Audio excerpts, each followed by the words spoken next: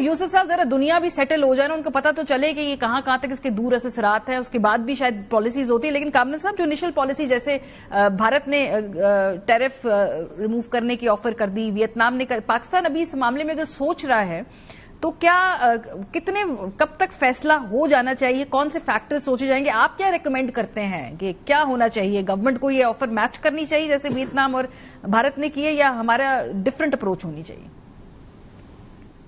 देखिए जी, जो Pakistani ambassador to Washington है, उन्होंने already US trade representative office से राब्ता कर लिया और वहां निगोसिएशन एंड डिस्कशन स्टार्ट हो गया।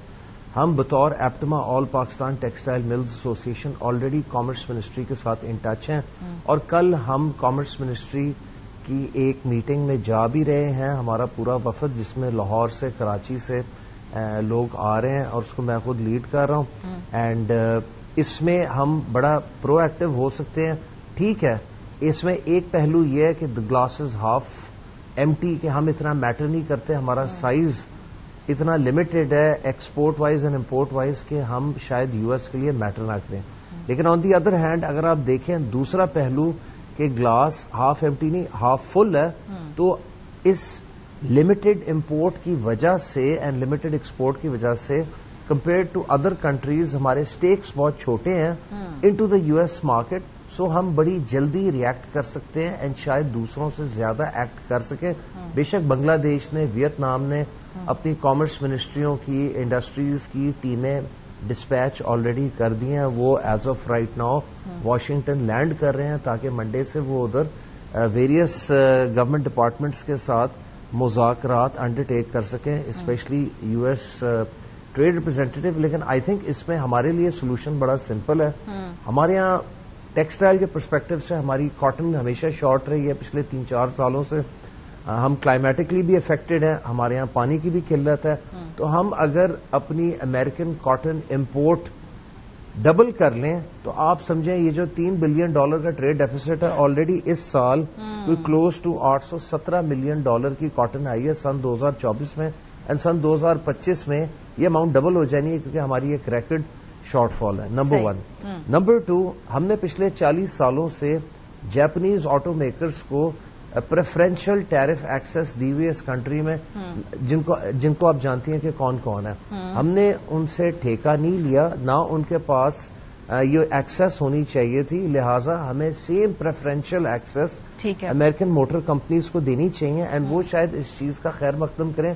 आपके पास सरप्लस बिजली है, चाइना की एक electric vehicle company BYD Pakistan आई है, मेरा ख्याल है हमें एग्जैक्टली वही सेम ऑफर टेस्ला मोटर्स को भी देनी चाहिए क्योंकि टेस्ला के मालिक इलॉन मस्क इस वक्त ट्रंप एडमिनिस्ट्रेशन में एक बहुत अहम रोल अदा कर रहे हैं। सो आई थिंक अगर हम प्रोएक्टिव होते हैं एंड राइट डोर्स नॉक करते हैं इन वॉशिंगटन एंड हमारी गवर्नमेंट इसमें प्रोएक्टिव अप्रोच लेती है with the stakeholders in Pakistan जो एक्सपोर्ट करते हैं टू द यूएस, तो there is a lot at stake for us क्योंकि 9 अप्रैल के बाद आपकी कोई shipment from Pakistan to US नहीं जाएगी जब तक ये ड्यूटीज का फैसला नहीं हो जाता। इंटरेस्टिंग। एक एक्सपोर्टर अगर $1 मिलियन का माल एक्सपोर्ट कर रहा है टू यूएस एंड उसको अगर कन्वेंशनली उधर इम्पोर्ट ड्यूटी 9.5 से 15% थी, तो उसको उस $1 मिलियन पे 9.5 से 15% देना था। अब जब इस पे 29% टैरिफ लग जाएगा तो वो तो कोई ऑलमोस्ट 40 से 45% पे, यानी जो 9 अप्रैल है ये कट ऑफ डेट है। डॉलर के पीछे $4 लाख नहीं देगा। कट ऑफ डेट है। यूसुफ साहब, बस क्लोजिंग कमेंट आपसे इस हवाले से चाहेंगे, जैसे पाकिस्तान चूंकि बहुत आइसोलेटेड है ओवरऑल भी, तो जैसे 2008 के रिसेशन का फर्क पड़ा लेकिन उस लेवल पे नहीं पड़ा जो आप ग्लोबल रिसेशन की बात करते हैं। क्या पाकिस्तान के पास कुशंस हैं, उनकी क्या लीवर्स हैं हमारे पास इसको फिलहाल, ताकि उसके रिटेन कर सकें जितने भी इसके असरात होंगे कम से? जी, मेरे ख्याल से तो हम इसको जो शॉक लगेगा ग्लोबल इकोनॉमी को उसको एब्जॉर्ब करने की इस बेहतर पोजीशन में है कंपेयर टू जो 2 साल पहले हालत थी। लेकिन again I will come to the political angle.